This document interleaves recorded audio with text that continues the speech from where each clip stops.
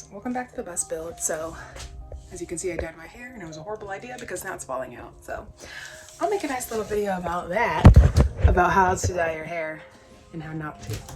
Right now I'm going to be installing the hinges for my chair. Oh, look at that, it came with a hefty amount of screws. Awesome. This is how it's looking, so I'll probably have it right there. Now I need to figure out how to install it. So I removed the top lid, and what I did was just lined it up to where I think it's gonna go. Mike has this 2x2 here, so I'm assuming it's for this reason. I installed it like this first and put all the screws in, and then I tried to install the top part and it's not happening. First of all, even if it were to install this way, it would only go up like this high. I wouldn't be able to lift it up completely.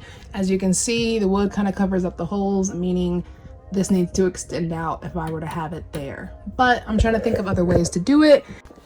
So instead of it being hidden, it'll just go on like so. So I'm going to screw it into the seat, screw it into the back of the seat, and then it will be able to go up all the way and be used as storage.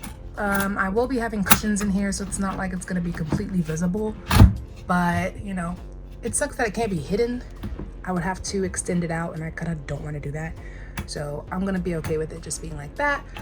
But if you want to install it the other way, just make sure you put like, I don't know, another 2x2 or some type of other support for this to go onto and still be able to lift up all the way.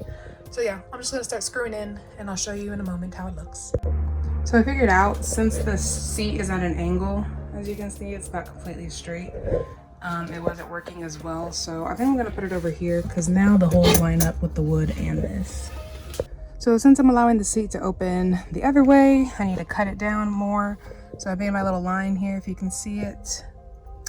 Then this is the tool I was talking about. I was a little afraid to use it first, but it's very straightforward. So Mike has this like piece of wood situation going on over here. I have no idea what it's actually for, but I know what I'm using it for. So yeah, I'm gonna go ahead and just go along that line. Basically, it's like this. Has a nice little band thing in the middle. There's a trigger over here that starts moving it. And then just hold it by this little handle over here, and then it does move. So I kind of went in at an angle last time and just held it down. Okay,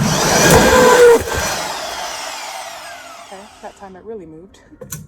I think it's because it's a smaller piece, so it's not being weighed down by anything. So we'll see how this goes.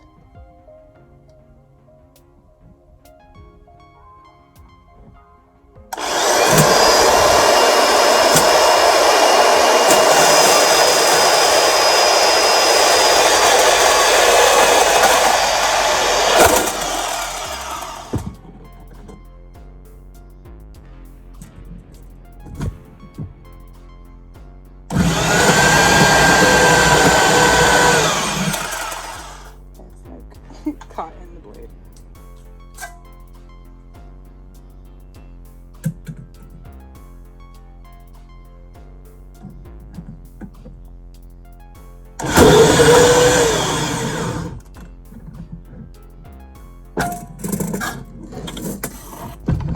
And it should come off at that point. I mean, it's kind of sticking there, but boom. Cut is done. And unlike the angle grinder, it didn't fly a whole bunch of sparks everywhere. But I would definitely suggest, what's it called? Clamping it down, because it went everywhere. But we got it. Okay, so this is how it should look. I left like a little gap on the sides here. And then I made sure that you could see the actual hinge here. So now that that's looking good, what I did to make it sure that it stayed even the whole way around was did one side and the other, and then I'll fill in all the other ones. When I started doing each one, it started slanting and not lining up at the top here. So I went ahead and just fixed one side, adjusted the other, and screwed it in. So now I'll go ahead and do the fillers. Okay, I'm all done with the top piece that goes on the seat. As you can see, it did go through the wood slightly, so I'll iron that off later. Right now we can go ahead and push it up against this area, And as you can see, it lays flush and I'm able to screw into the wood over here. Okay, so now the problem is that we have this gap in between the seat and then we have a lip on the outside here. So yeah, I honestly don't know what to do about that. I might just go back to the original plan, or the second original plan, and put it, you know, to be seen on the outside, because I feel that's the only way I can keep the measurements of everything. Today was supposed to be my day off where I literally don't do anything, but of course it's hard for me to do that when there's so much on my mind.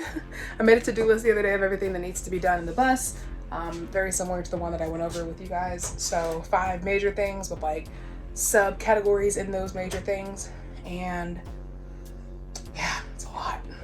Gotta get to it, but today's not the day, because again, I've already been so frustrated and just in my head about everything, so this is a good time for me to stop.